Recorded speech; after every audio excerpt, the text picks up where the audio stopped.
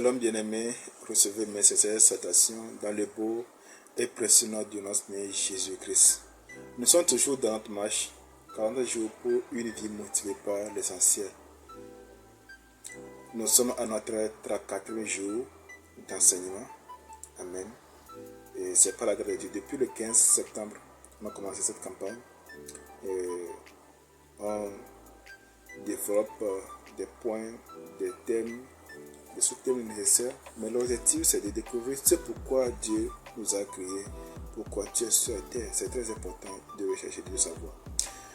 Aujourd'hui, le thème qui nous rassemble, c'est l'état d'esprit d'un serviteur. Amen.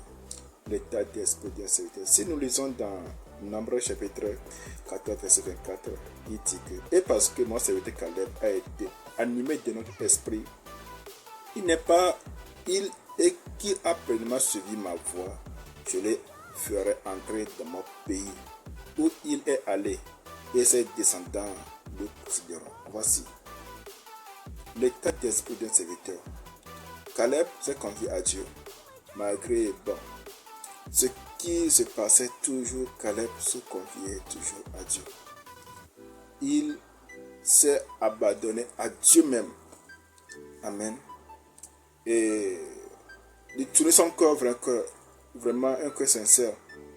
Si nous voyons le roi Amathia, c'est dans 2 Chroniques 5, verset 2. Le roi Amathia perdit la faveur de Dieu parce qu'il fit ce qui est droit aux yeux de l'Éternel, mais avec un cœur qui ne lui était pas attaché sans réserve. 2 Chroniques, si nous sommes dans 2 Chroniques 5, verset 22, on va voir ça. Les vrais serviteurs ont un état d'esprit qui sont caractérisés par 5 attitudes. Je vais partager avec vous comme attitude dans cette vidéo. La première attitude, c'est que les serviteurs pensent plus aux autres qu'à eux-mêmes. Si tu es appelé à servir, si tu es appelé à faire le service, tu vas penser toujours aux autres plus qu'à toi-même. Amen. Et l'apôtre Paul dit aux Philippiens 2, verset 4, il dit que personne ne recherche son propre intérêt, mais que chacun d'entre vous pense à celui des autres. Pense à celui des autres. C'est très nécessaire. Pense à celui des autres. C'est très nécessaire.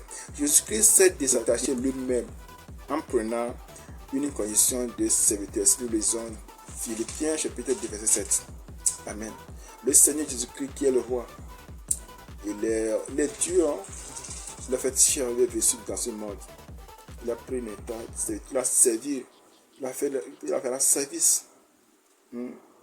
Il a donné sa vie tellement. Amen. Si tu veux vraiment faire le service, être un bon serviteur, tu vas penser aux autres plus qu'à toi-même, les besoins des autres. Amen. Et Jésus a laissé tout ce qu'il avait et s'est fait serviteur. Les vrais serviteurs n'essaient pas de servir de Dieu. Amen. Pour parvenir à leur fin. Ils laissent le Seigneur employer pour accomplir ses plans. Et l'apôtre Paul toujours dit que comme la fidélité, le renoncement à soi est une qualité très rare, Paul ne connaissait qu'une personne qui la possédait. Timothée, pas de Timothée, si nous lisons Philippiens 2, verset 20 à 21. Le renoncement à soi est la base du service. Il faut te renoncer à soi. Il ne faut pas voir ce que tu possèdes pour pas voir ton éternité. Il faut te renoncer à soi pour servir les autres. Suivez-nous jusqu'à la fin de cette vidéo pour découvrir les 15 autres caractéristiques.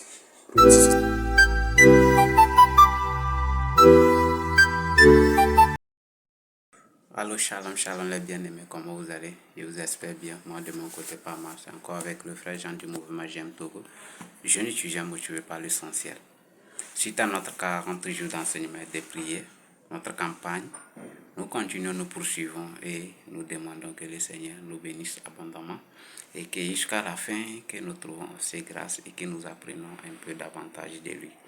Aujourd'hui, nous allons parler aussi d'un aspect, aussi d'un thème très capital qui sera la suite et compléter les autres. Comme thème, nous allons tirer l'état d'esprit d'un serviteur. Quel doit être l'état dans lequel l'esprit d'un vrai serviteur doit être. Voilà. Le vrai serviteur, en fait, dans la société, je peux parler aussi de la société, parler de la religion. Dans la vie société, pour être un vrai serviteur, quand tu seras quelqu'un, tu ne dois pas mettre l'esprit de l'argent devant. Voilà. Quand tu mets, nous savons aussi bien et que c'est la vérité de la vie. Quand nous travaillons pour quelqu'un, quand tu travailles pour quelqu'un, que tu mets l'esprit de l'argent devant, tu ne peux pas faire exactement la volonté de ce que la personne dit. Oui. Quand tu sers déjà quelqu'un et que tu le fais à cause de l'argent, nous voyons que ta vision, c'est avoir quelque chose à la fin du mois, ou soit avoir quelque chose à la fin du travail. Donc la personne peut se servir aussi de l'argent qu'il va te donner pour tester, voir est-ce que tu es là pour son argent ou bien tu es là pour travailler. Donc nous devons avoir cet aspect, l'esprit et l'argent dans le service, dans la servitude, la place de l'argent. Pour servir à quelqu'un, tu dois mettre, pour travailler pour quelqu'un, dire que je vais travailler pour lui, pour qu'il soit content, dire que non, celui-ci a travaillé pour moi. Nous devons prendre l'esprit de l'argent, mettre de côté. Nous devons mettre l'esprit de l'argent à côté, veut dire que nous devons régler nos problèmes financiers d'abord avant de pouvoir travailler pleinement pour la personne, peu importe, même s'il nous paie ou pas. Donc c'est un peu ça. C'est un peu aussi simple avec le christianisme ou soit la vie religieuse. Dans la vie religieuse, quand nous servons le Seigneur, nous sommes appelés à être évangélistes ou soit pasteurs. Nous ne pouvons pas mettre en place, dire que je sers Dieu pour avoir d'argent. Si tu sers Dieu pour avoir d'argent, Dieu va te tester avec l'argent. Et quand tu auras un peu d'argent, nous voyons que la plupart des personnes quittent le Seigneur parce que leur foi était basée sur les finances, les biens matériels. Quand ils quittent. Donc pour servir pleinement Dieu avec servitude et de bien, pour qu'on t'appelle vrai adorateur, tu dois régler ton problème d'argent d'abord. Quand faire Dieu, ce n'est pas pour l'argent. Si tu sois pour évangéliser, pour qu'on te donne l'argent, tu seras déçu, tu ne seras jamais évangéliste. Si tu dis je serai pasteur pour récolter l'argent, ou soit je serai missionnaire pour récolter l'argent, Dieu peut te tenter par là, il peut te donner assez. Et quand tu auras assez, tu vas te procurer, tu vas te prendre à la priorité que le travail de Dieu. Tu vas commencer à comparer de l'esprit de l'argent. Tu vas dire que oui, c'est moi qui ai l'argent et tout. Donc tu vas échouer dans ta mission. Le vrai serviteur, c'est celui qui met l'esprit de l'argent à côté. L'esprit de l'argent, l'esprit et l'argent, l'esprit de Dieu, ça dit l'adoration de Dieu et l'argent ne marchent pas. Ça marche de pair. L'argent sert à faire des choses dans la maison de Dieu, mais l'argent ne remplace pas Dieu. L'argent remplace Dieu dans la vie de certains. Au moment où nous savons que quelqu'un peut être dans votre communauté chrétienne, mais au moment où il a l'argent, il peut être là en chair, mais en esprit, il n'est pas avec vous, parce que Dieu même sait que lui, il se croit aussi supérieur, parce qu'il a les moyens financiers, il peut faire tout. Donc, c'est un peu ça. Nous devons laisser l'esprit de l'argent à côté et servir Dieu avec plénitude. Merci et à bientôt.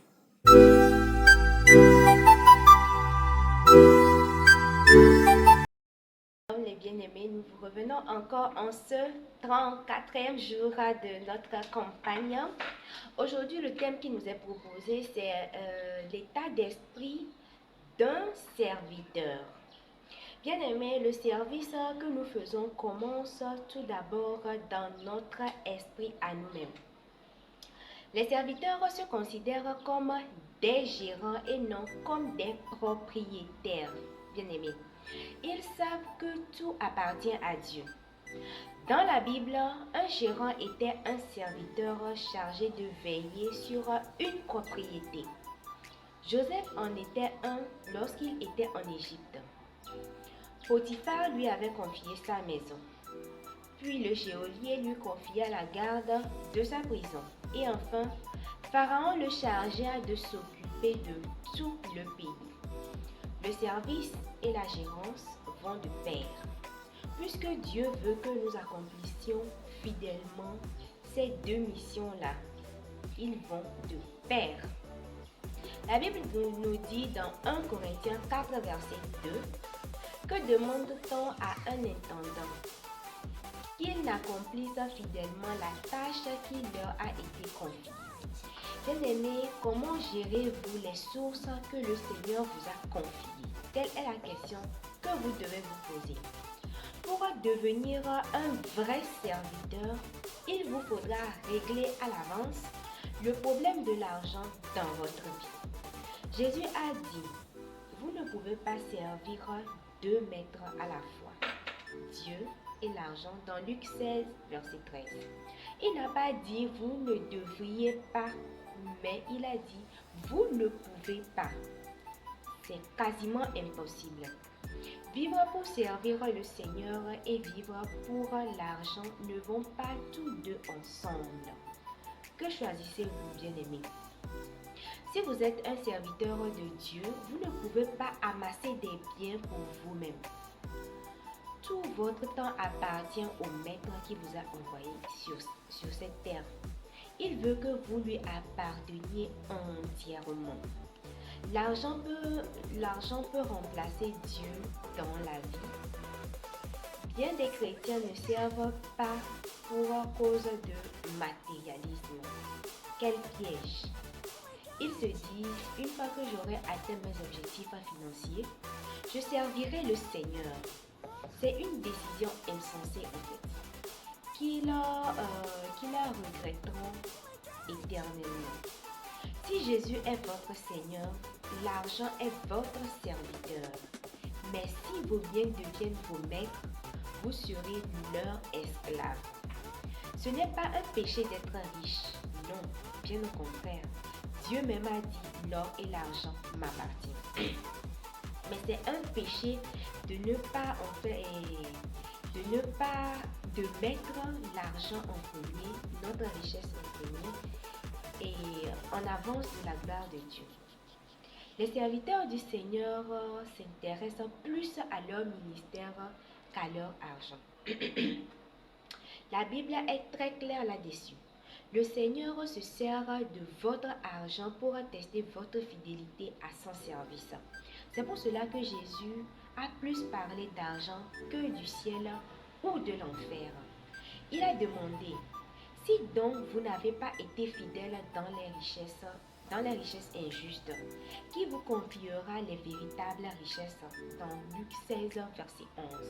La façon dont vous gérez votre argent exerce une influence sur les bénédictions que Dieu peut vous accorder dans votre vie.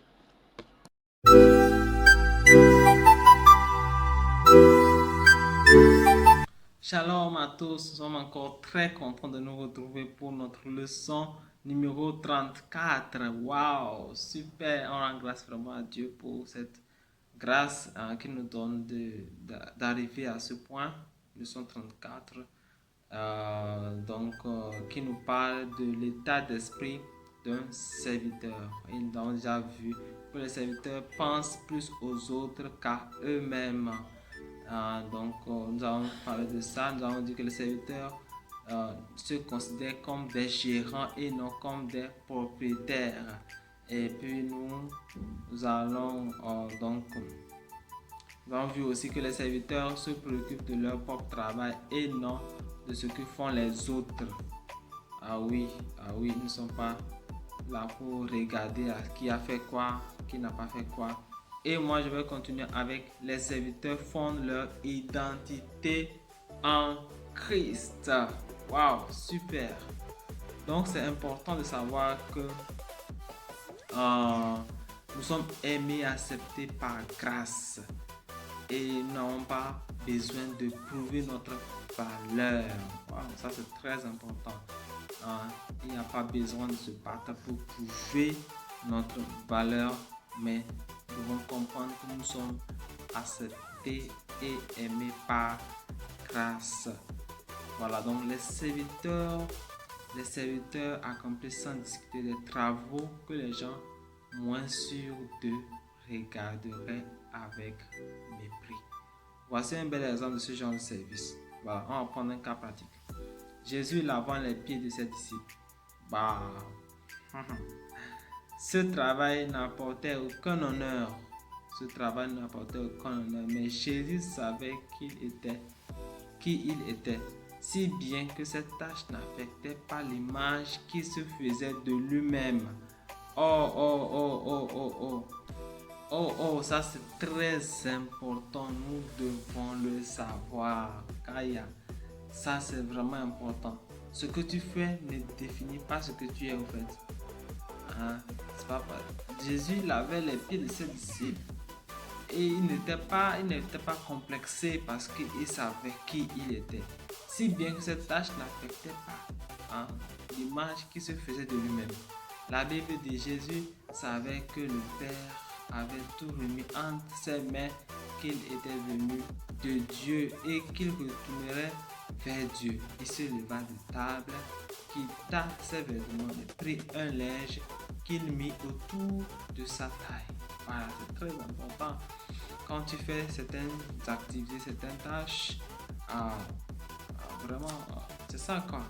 Tu dois être conscient de ton identité, tu dois être conscient de qui tu es. Voilà, donc c'est pas ce que tu fais qui détermine qui tu es, non, tu sais déjà qui tu es avant de faire quoi que ce soit. Pour être un vrai serviteur, vous devez fonder votre identité en Christ. Seuls les gens solides peuvent servir. Waouh, fouf. Ceux qui manquent d'assurance s'inquiètent toujours de ce que les autres pensent d'eux. Ils ont peur de montrer leurs points faibles et se cachent derrière leur orgueil et leur prétention. Plus ils sont fragiles, plus ils aimeraient être servis et plus ils auront besoin d'approbation. Il faut... j'ai envie de dire quelque chose là. Ça ne vient pas encore, mais je suis en train de prier pour que le Seigneur, si vous me suivez, que le Seigneur vous accorde la grâce de sortir de là, Parce que la plupart parmi nous, on a grandi dans le désir d'être approuvé. D'être approuvé par les gens, d'être approuvé par les parents, d'être approuvé par la société. Et ça devient un blocus. Et finalement, les gens ont développé la mentalité que pour être accepté, pour être dans la société, il faut servir, il faut faire quelque chose. Et c'est ce que tu fais qui détermine si tu es accepté ou tu es rejeté. Mais ce n'est pas comme ça. Ce n'est pas comme ça devant Dieu. Il faut que ton identité soit basée en Christ. Les serviteurs n'ont pas besoin de montrer leur médaille pour prouver leur valeur. Non. Ils ne cherchent pas à recevoir des titres et ne prennent pas un air supérieur. Paul a dit, ce n'est pas celui qui a une haute opinion de lui-même qui est approuvé, mais celui dont le Seigneur fait l'éloge. Voilà, nous voyons ça dans 2 Corinthiens 10, verset 18. Voilà. Donc, Jacques, le demi-frère de Jésus, aurait pu être fier d'avoir un frère si célèbre dans sa famille. Il avait même grandi à ses côtés. Et pourtant, dans l'introduction de sa lettre, il se présente tout simplement comme un serviteur de Dieu et du Seigneur Jésus-Christ. Jacques 1, verset 1. Voilà, donc, nous voyons aussi l'autre caractéristique, l'autre état d'esprit des serviteurs, c'est que les serviteurs considèrent leur ministère comme un privilège et non comme une obligation. C'est un privilège. Nous sommes en train de parler des 40 jours pour nous du motiver à l'essentiel. Nous considérons que c'est un privilège pour nous, de partager ces vérités avec vous. Ce n'est pas une obligation. Si vous voyez, nous le faisons avec un cœur libre, un cœur tranquille, et nous reconnaissons que c'est un privilège que Dieu nous accorde de pouvoir partager ces vérités avec vous. Et vraiment, nous devons savoir que c'est comme ça un serviteur doit être l'état d'esprit d'un serviteur. Voilà, c'est pas par obligation. Tout ce que vous faites, si vous faites les choses par obligation, oh non, sachez que vous n'êtes pas en train de le faire comme un véritable serviteur. Non. Vous êtes en train de faire, je vous donne ça. Non. Il ne faut pas faire les choses par obligation. Non. Imaginez ce qui se passerait si seulement 10% des chrétiens prenaient au sérieux leur rôle de serviteur. Oh, le monde serait complètement transformé. Les seuls vrais les seules personnes vraiment heureuses sont celles qui ont appris à servir. Ah oui, et je prie que cela soit ton partage également au nom de Jésus. Nous sommes arrivés à la fin et suivez-nous pour la suite, le jour 35 de notre campagne des 40 jours pour une vie motivée par l'essentiel. Sois béni. Shalom.